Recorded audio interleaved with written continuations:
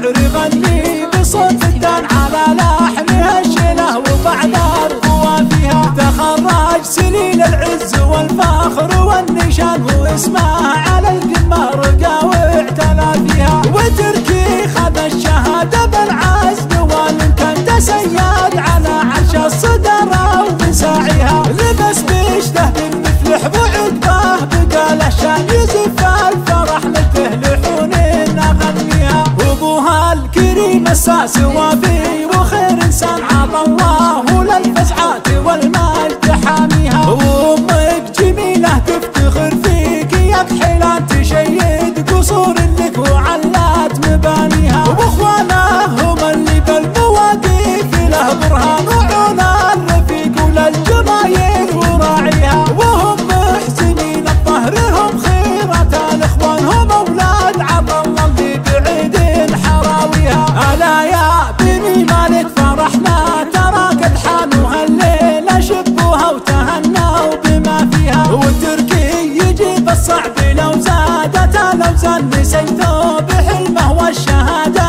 معليها. من اصدق مشاعر قلت مبروك يا بحلال وكل المدايح لك ابد ما نوفيها. واختام القصيده تشعري مع الاوزان ولك شالها فهد يا تركي ويغنيها. الا يا هجوس الشعر غني بصوت الدان على لحنها الشله وبعد القوى فيها. تخرج سنين العز والفخر والنشان واسمه على القمة رقى واعتلى فيها. وتركي خذ الشهادة بالعزم والامكان تسيد على عرش الصدارة ومساعيها. لبس بشته بالمفلح وعقبه بقى له شان يزف الفرح مثل لحون اغنيها. وابوها الكريم الساس وفي وخير انسان عطى الله للفزعات والمجد حاميها. وامك جميله تفتخر فيك يا بحيلان تشيد قصور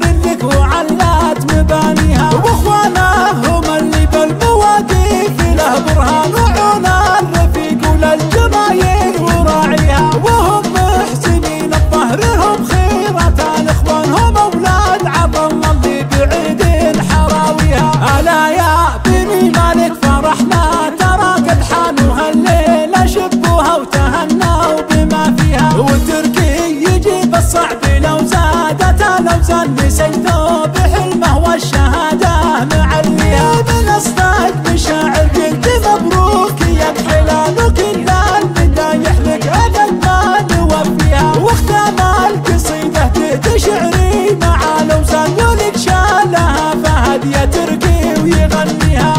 شالها فهد يا تركي ويغنيها.